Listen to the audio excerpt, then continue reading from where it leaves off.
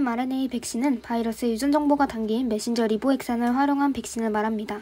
DNA가 가진 유전 정보를 단백질로 표현해내기 위해 DNA가 RNA로 전사되어야 하는데요. 이때 단백질로 번역되기 위해 전사된 RNA가 바로 mRNA입니다. 기존 백신은 약화된 바이러스나 바이러스의 단백질을 이용하지만 mRNA 백신은 바이러스의 유전 정보가 담긴 mRNA를 도입해 바이러스를 둘러싼 쇳불 모양 돌기인 단백질 스파이크 성분을 몸속에서 미리 만들어 면역력을 생성하는 방식입니다.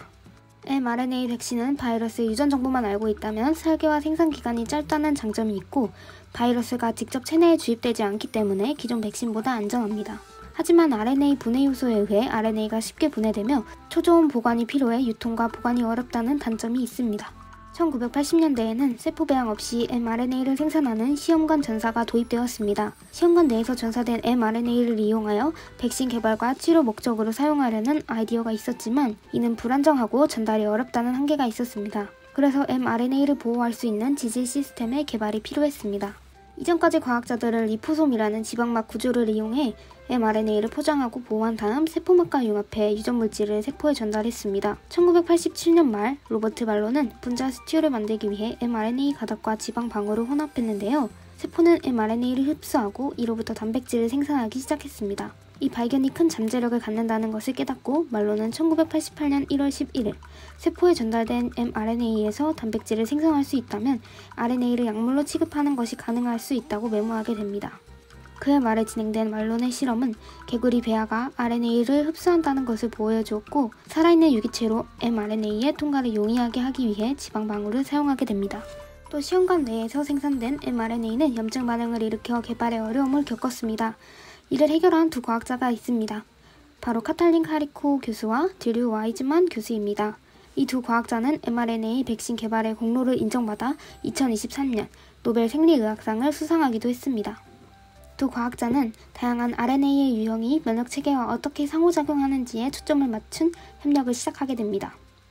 카리코와 와이즈만은 수지상세포가 시험관 내에 전사된 mRNA를 이물질로 인식해 활성화되고 염증 신호 분자가 방출된다는 사실을 발견합니다. 그리고 왜 시험관 내에서 전사된 mRNA는 이물질로 인식되는 반면 포유류 세포의 mRNA는 동일한 반응을 일으키지 않는지 궁금해했습니다. 카리코와 와이즈만 교수는 포유류의 RNA 염기가 화학적으로 쉽게 변형되는 반면 시험관 내에 전사된 mRNA는 그렇지 않다는 것을 알고 있었습니다. 2005년 두 과학자는 각 염기에 고유한 화학적 변화가 있는 다양한 변종의 mRNA를 생성해 수지상 세포에 전달했고 mRNA에 염기 변형이 포함되면 염증 반응이 사라졌다는 결과를 발표합니다. 이는 세포가 다양한 형태의 mRNA를 인식하고 반응하는 방식에 대한 패러다임의 변화를 불러왔습니다. 2008년, 2010년에 발표된 추가 연구에서 카리코와 와이즈만 교수는 염기 변형을 통해 생성된 mRNA의 전달이 변형되지 않은 mRNA에 비해 단백질 생산을 현저히 증가시키는 것을 보여주었습니다. 단백질 생산을 조절하는 효소의 활성화가 감소했기 때문에 염기 변형이 염증 반응을 감소시키고 단백질 생산을 증가시킨다는 것을 발견했습니다. 2010년대 초 전염병에 대한 mRNA 백신 개발이 시작되었습니다. 2013년 펜실베니아 대학교와 국립보건원의 연구진이 중동호흡기 증후군 바이러스에 대한 mRNA 백신을 개발했고 이 백신은 실험 동물 대상으로 바이러스 치료에 성공해 새로운 면역력 강화 발전에 기반이 되었습니다. 그리고 2019년 말 코로나19 팬데믹 상황으로 mRNA 백신 시장이 빠르게 성장했고 2020년 12월 미국에서 화이자 바이오엔텍과 모더나 두 개의 백신이 긴급 사용 승인을 받게 됩니다. 이 백신은 현재 전 세계 사람들에게 접종되었습니다. mRNA 분야에서 가장 먼저 설립된 백신 회사는 독일의 큐어백입니다. 이 기업은 300개 이상의 원천 특허를 보유하고 있으며 RNA 기반 면역 증강제 연구 임상 시험을 진행하고 있습니다. 또 LNP 기술을 외부에서 도입하였으며 코로나19 mRNA 백신 임상 3상 실패로 타격을 입기도 했습니다. 두 번째로 전 세계에서 가장 주목받고 있는 백신 기업인 모더나입니다. 모더나는 mRNA 백신 플랫폼을 활용하여 임상 연구를 추진했고 계속해서 mRNA 백신 플랫폼 특허 출원을 하고 있습니다. 상당한 원천 특허를 갖고 있다는 특징이 있으며 연간 무려 3천억 이상의 연구비를 투자하고 있습니다.